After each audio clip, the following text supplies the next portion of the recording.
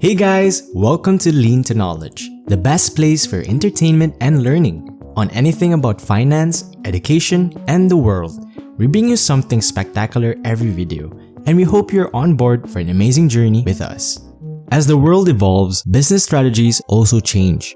People are looking for business plans they can implement without spending any money. So we'll talk specifically about that in this video. We're about to provide you some fascinating independent company models that, if you want to launch your own firm soon, I advise you to start considering and pursuing. Online gurus and business coaches are widely available. Most of them portray launching a prosperous business as taking only a few weeks, but as you are aware, this is untrue.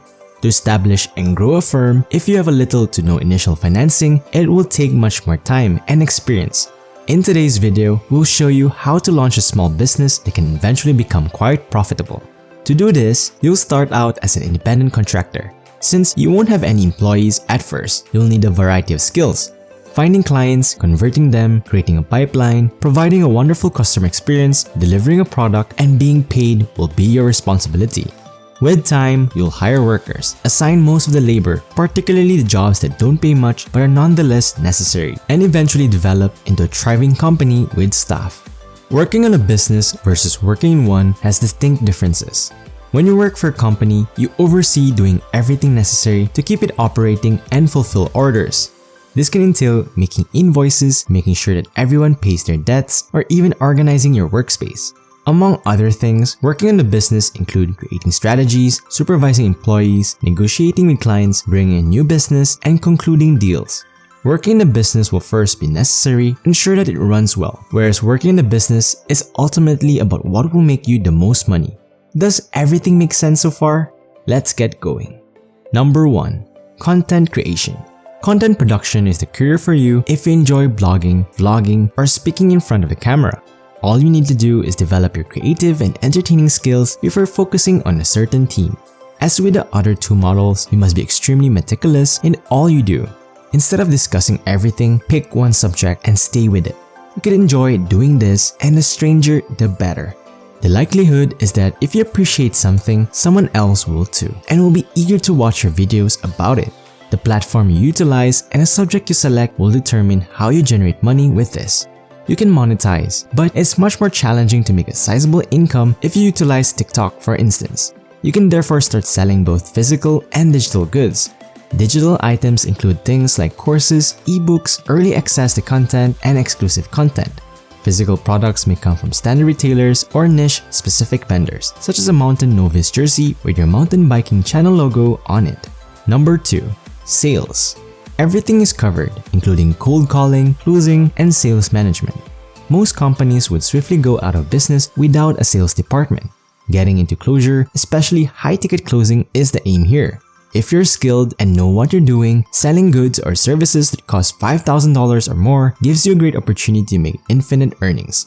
Even a 10% on a costly item could amount to $500 or more. You would still make at least $2,000 a week even if you only made one sale. Cold calling should be avoided because it wastes time and is less effective than closing. Although calls are far longer, some might go up to 30 minutes, most cold calls are abject failures. However, cold calling is the best strategy if you want to start completing deals. If you already have some expertise in cold contacting sales as opposed to none, it will be much simpler to get recruited as a closer. It's a fantastic technique to get your first clients, and as time goes on, you can grow and assemble a small team of closes that you can let go of without endangering your health and retain a tiny portion of your sales as compensation. Number 3. Content creation for marketing. Copy refers to the written content of an advertising rather than its layout or images. The responsibility for this falls on content producers.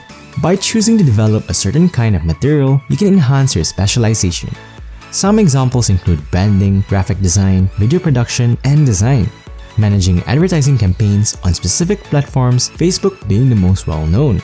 Currently, 3 million companies are using Facebook to advertise.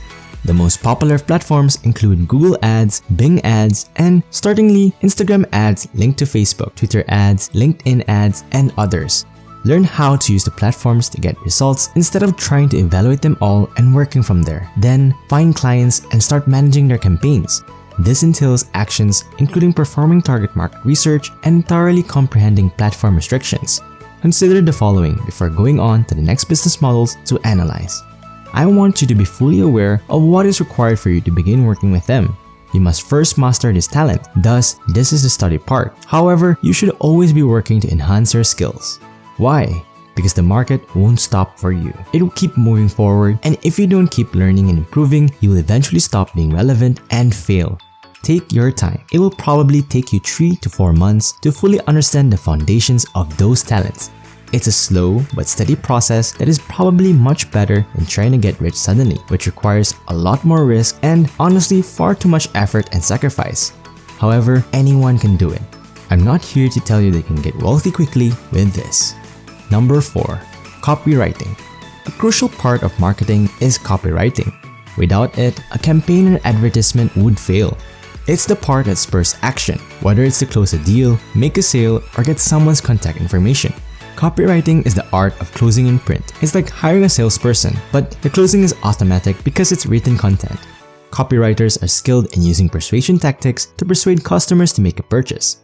The fundamentals of strategy include successfully and non-salesy presenting the goods, appealing to people's emotions, and resolving their pain points. Copywriters assert that people buy with passion and then explain the purchase with reason. This shows that appealing to a person's emotions is the most successful way to persuade them to buy something. How? As an illustration, consider Bill and Mary, his fiancée. They may now go shopping because the lockdown in their neighborhood has just ended. While in the mall, Mary asks Bill for his credit card. She receives the cash she requires from Bill so she can treat herself. 15 minutes later, she comes back with what appears to be a pricey purse. She replied that she had spent $500 when Bill questioned her. Bill scoffs, "How could you spend that much on a handbag? That is roughly a third of my yearly salary. What were you contemplating then?" Mary explains, "Well, you see, it's actually a bargain. I saved 30% on it compared to what it would have cost if I had purchased it later." What's going on? Do you see? Mary is currently defending her purchase with logic. She made a purchase of something that was only available temporarily. What emotion did she purchase with her money then? Why would someone in their circumstance purchase a new handbag? They aspire to appear beautiful, feel better about themselves, and gain more self-assurance. The reason Mary made the initial purchase of the products was because this is a very emotional circumstance. Every day, copywriters carry out similar tasks. They identify consumers' emotional connections to products and use that knowledge to complete the deal. Number 5. Marketing expertise. Okay, here's a contentious viewpoint. It's simpler to focus on a certain area of marketing than it is to manage marketing. This is what I mean. SMM and SMME, which stand for Social Media Management and Social Media Marketing Agency, respectively, have recently been the talk of the town. These are broad jobs, and if you begin an SMME following the advice of most gurus, you will generalize. You cannot anticipate being able to assist everyone.